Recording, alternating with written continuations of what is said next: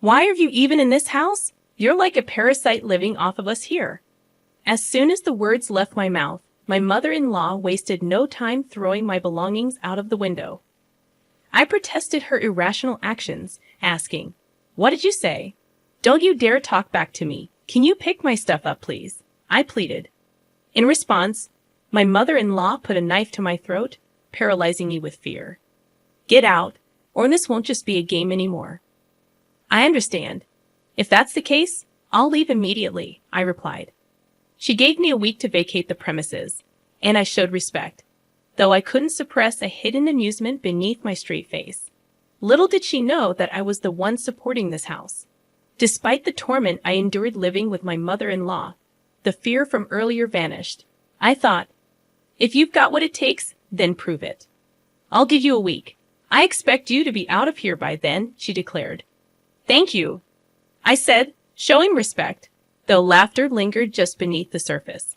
Hoping she didn't notice, I believed my departure would bring peace to our home.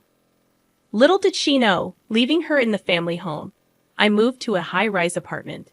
Eventually, she would learn the truth, but by then, it would be too late. I am Valerie Reynolds, applying my past work experience while working from home. It had been 5 years since I married Justin, expecting a peaceful and happy life. However, life took an unexpected turn when Justin had a construction site accident, resulting in the loss of most of the use of his dominant arm. Grateful that he survived, I found myself in the hospital room, tears streaming down my face. My mother-in-law arrived, seemingly oblivious to my presence, rushing to Justin's side. She suggested he stay with her, and I was taken aback by the proposal. When she noticed my surprise, she coldly questioned, "What's wrong? Do you have a problem with that?" "No, it's not that. It's just a bit sudden. With my son like this, I can't leave everything up to you," I retorted, irritated by her words. Justin, however, expressed his trust in me, saying, "Valerie has been working hard all this time. That's why I trust her going forward." My mother-in-law, displeased, made an inaudible noise, but she couldn't sway my determination. "Well, anyway, come to the house as soon as you're discharged from the hospital. Of course you're invited, Valerie. That goes without saying." I could predict what would happen if everything were left up to my mother-in-law. "By the way, Valerie, I'm leaving all the moving arrangements to you." "Everything." "That's a bit much," my husband chimed in. "It's too much for one person to handle alone. Mom, please help her out." I hoped he would insist more strongly, but it seemed my mother-in-law had no intention of helping and ignored my husband's words. "I have my own things to do, you know," she smirked at me, unnoticed by my husband. It felt ominous, and so began our life living with my mother-in-law. A month later, my husband was discharged from the hospital, and I was busy with the move, leaving the task of picking him up to my mother-in-law. She came to me and said, "Aren't you done yet? I told you today was Justin's discharge day, and yet you didn't even come to pick him up." "But that's because, you see, Justin," I started, but my husband interrupted. "Just like I said, right? This person only thinks about herself." My mother-in-law's intention was clear. She was trying to make me look bad in front of my husband. I decided not to take her obvious bait. Looking at my husband, he had a warm and understanding look in his eyes. "Come on, Mom, stop this. It's unsightly. I'm doing this for your sake." Well, no one asked you to wait. The sight of my mother-in-law running after my husband was comically pathetic. When she noticed, she glared at me with an evil expression, not that her glare meant anything to me. "Justin, you can just take it easy and relax at home from now on," I suggested. "That's impossible. My right hand might not work, but I don't want to be a burden on Valerie," he replied. "I can understand that, but you've just been discharged from the hospital. Still, I can be satisfied if I don't do something." Justin was adamant, and initially, I had hoped he would take some time to relax. But seeing his determination, I decided to respect his wishes. Doing everything at once might be too much, so how about starting with some light cleaning? It could be good for rehabilitation. "That's a good idea. I don't know if this hand will ever fully recover, but it's better than doing nothing," But on one condition, don't overdo it. Got it? I wouldn't want to be scolded. It's scary to make you angry. Justin acted as if nothing was wrong, making it clear that he didn't want to make me worry. So, I resolved to work even harder for the both of us. However, I had forgotten about one person who would interfere. Valerie, wait a minute. What's the matter? Why is Justin cleaning? You must have forced him to do it, right? Your words are just a front, my mother-in-law accused. She judged things only by what she saw, oblivious to the underlying thoughts and emotions. Dealing with that was a challenge in itself. You're always just cooped up in your room playing around. Honestly, in such a situation with your husband seriously injured. Actually, I'm working. It's called remote work these days. I've had enough of that excuse. It's not an excuse, I replied. Just then, my mother-in-law grabbed a nearby trash can and threw it at me. Luckily, it didn't hit me directly, but the trash went everywhere. I lost the energy to explain things to her further. It was clear from the start that she had no intention of listening. This trash is disgusting. Clean it up yourself, she said.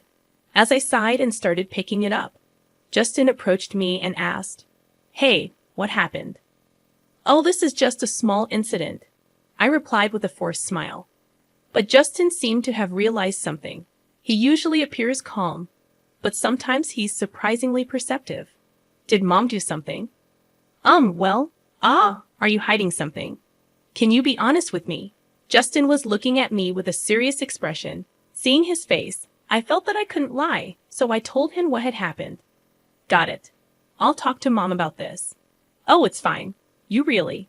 But it's not okay. I'll talk to her properly." "No, but that is." I was happy to get his help, but I was worried about what would come next. In the end, I would be the one blamed. I stared at the ceiling, deep in thought. Night came, and I thought Valerie was just playing around. That's not true. Valerie has been working hard, even doing my share. Then why were you cleaning? I offered to do it. I can't just sit around doing nothing at home. But you just got out of the hospital. I know my own body best. Justin's stern words silenced his mother. She might not have expected her son to speak to her like that. But if she really does think that she's above such things, she's just arrogant. I hoped that this would calm her down a bit. That day, Justin went out for rehabilitation, leaving me alone with my mother-in-law. As I was working in my room as usual, she showed up. "Can we talk?"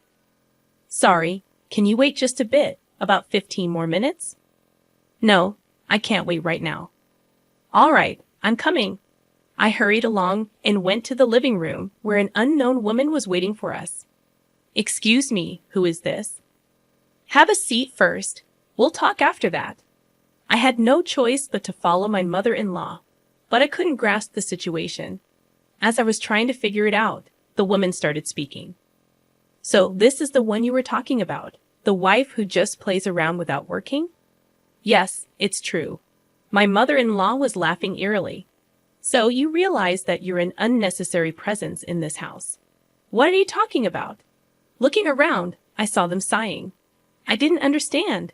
Suddenly confronted by a stranger and put down as the target of blame. If I could, I would have left that place in an instant. "Don't you understand? Unnecessary people are not needed here." "What do you mean?" Everyone answers that way. More perplexing questions followed. They kept insisting on how incompetent I was. Enduring such accusations could mentally exhaust anyone. Isn't it time you realized your place? Shouldn't I be asking you how dare a daughter-in-law toy her mother-in-law, spending time on such unproductive things? Isn't it a waste of time? What the nerve of a daughter-in-law, really now? I felt like I was reaching my limit. I didn't know what my mother-in-law would do if she got angrier. That's when I came up with an idea. "Oh, isn't it about time that Justin comes back from rehab? Is it that time already?" Just then, the unknown woman left quickly. "I'll come again soon." "Okay, I'll be waiting for you. Let's talk again." My mother-in-law and her friend were fooled. In reality, Justin wouldn't be home for another hour. It was just getting good. Speaking of which, who was that woman? I finally asked a question that had been on my mind. That's Susan, a close friend of mine. She wanted to meet you after hearing about you. It wasn't hard to guess how my mother-in-law had introduced me, probably as a useless wife who does nothing but play around. I pitied my mother-in-law for doing nothing else but that. So that's the case. Well, Justin will be back a bit later. I'm going back to work now. As I was about to return to my room, she said, "Wait, what do you mean?" Just as I said, "He's not coming back yet." You lied. You didn't realize. Why do you act like this? I decided to use this opportunity to speak my mind. Any further interference from my mother-in-law would just be a nuisance. Actually, you were the one who started things, right? You called your friend because you can't do anything alone. That's not true. I can handle you fine by myself. Then why don't you try to see if you really can? I deliberately provoked my mother-in-law, thinking this would prompt her to take some action, and as expected, she reacted. If you want to apologize, now is the time. I have no such intention.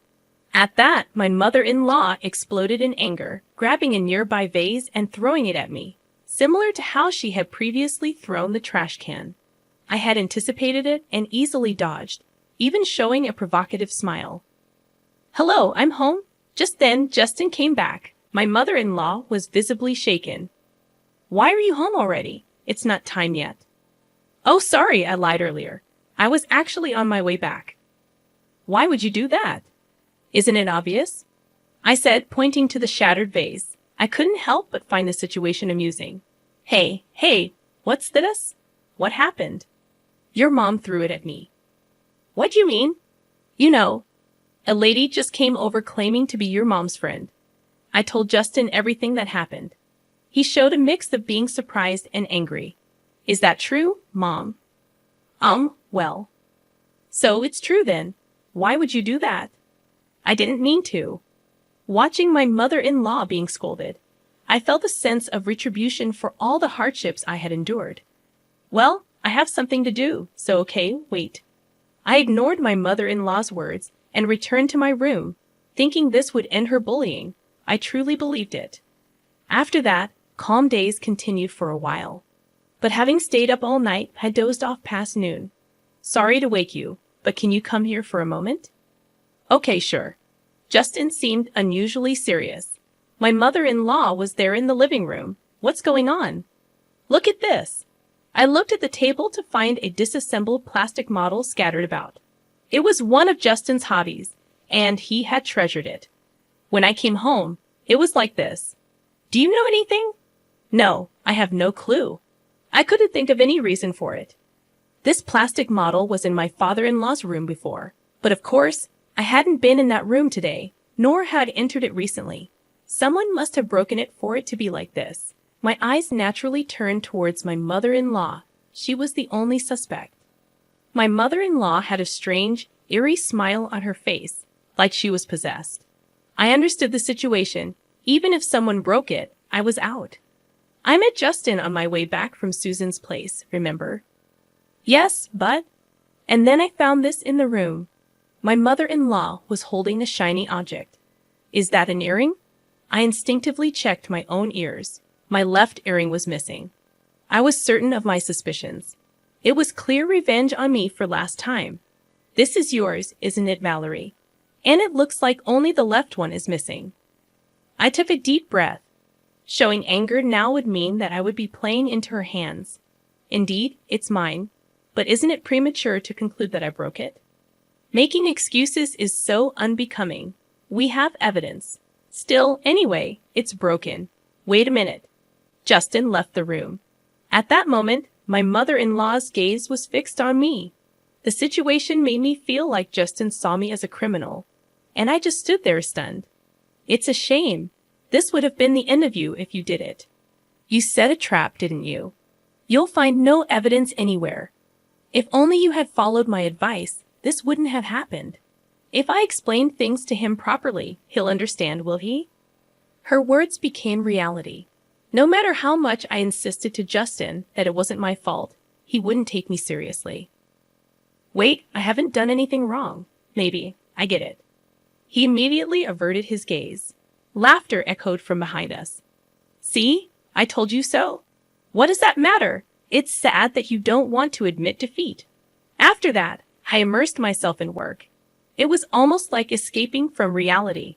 Conversations with Justin became less frequent, and about 2 weeks went by. During this time, my mother-in-law seemed quite pleased with herself. You seem down lately. Is there something troubling you? There's no need for you to worry. Please stop. It's too late for that. Acting tough is useless. On this day, my mother-in-law was in an especially good mood. My feeling of foreboding came true, eventually becoming reality. It happened while I was cleaning the room. Why are you even in this house? You're like a parasite living off of us here. What's gotten into you all of a sudden? You always talk back, such a noisy daughter-in-law. After saying that, she threw my belongings out of the window. What are you doing? I protested her insane actions, questioning what had gotten into her. You're too noisy, always talking back. Can you pick my stuff up, please? I said, hoping for some reason to prevail. But as I said that, my mother-in-law put a knife to my throat. I was frozen in fear, unable to move. It's better if you stay still. A normal person wouldn't do this, I managed to utter, but my mother-in-law was clearly deranged. If you don't leave now, next time it won't be just a joke. I understand. I'll leave, I said, realizing that staying would only drag me further into her madness. You have a week. Leave before then, thank you. It was evident that staying would only worsen things. In her madness, my mother-in-law didn't understand who truly supported this house. She lived comfortably and leisurely thanks to me, yet she really knew nothing. Pack up quickly, she ordered, and I obliged. A smile formed on my lips as I bowed my head. But I couldn't let her suspect anything. I quickly composed my face. This will bring peace back to our home. I'm so happy, she remarked. But her happiness was short-lived. I couldn't help but think about the true hell awaiting her. After my mother-in-law had gone to bed, I explained the situation to Justin. I see. So it has come to this. Actually, I have something to tell you too, he said with a serious tone, surprising me. What? Yes, various things. We'll talk about it later, okay? His serious tone made me raise my voice in surprise, but he assured me we'd discuss it later. 3 days after being told to leave the house by my mother-in-law, I found a new place. Now the promised week was almost up. Well, today's the day of the promise. You understand, right? I asked Justin. Yes, the movers are scheduled to arrive soon, he replied. But when I inquired about Justin's whereabouts, he seemed to have gone out since the morning. Well, never mind. The thought of not having to see your face anymore is enough. I'm going out now. Make sure everything's clean, understood? I told my mother-in-law, smiling, though not genuinely. An hour later, the moving company arrived and loaded all my belongings. I contacted Justin. All packed up. Got it. Just make sure you get there safely, okay? See you later, he said, ending the call. I was excited to think about what would happen when my mother-in-law returned. Finally, the moment of completing the move arrived. What have you done? Justin's belongings are nowhere to be found. My mother-in-law exclaimed. Of course, we moved out together. No way. Do you want to check with him? I got out my phone, set it to speaker, and handed it to my mother-in-law, who still couldn't grasp the situation. Justin confirmed the plan, leaving my mother-in-law bewildered. This was my plan all along, Mom, I admitted. Justin, what's happening? Tell me, she pleaded. Actually, about the model kit incident, we know that you did it, Justin declared, putting an end to her denials. There's no way Valerie would do such a thing, he added, defending me. Why do you think that? Because it was a gift from Valerie. She wouldn't break it on purpose, Justin reasoned. My mother-in-law was at a loss for words, realizing that she had been supported by the very person she had mistreated. Well then, you'll have to manage on your own from here on out, Justin concluded. But I don't work. If you two leave me, that's the choice you made, she said, coming to terms with the consequences of her actions. Mom, it's no longer our business. Well, it's time for each of us to do our best. Justin remarked, ending the conversation. We felt relieved. We had hoped for a good relationship at first but quickly gave up. Now my mother-in-law chose her own fate. But why did you keep it a secret about that? What about Mom? It's like they say, deceive your allies to deceive your enemy, Justin explained. You can't mean enemy, I said in disbelief. We looked at each other and burst out laughing. Finally, we could have a peaceful life together. About a month later, Justin expressed some doubts. You seem down lately. Is there something troubling you? There's no need for you to worry. Please stop. It's too late for that. Acting tough is useless, I assured him. On this day, my mother-in-law was in an especially good mood. My feeling of foreboding came true, eventually becoming reality.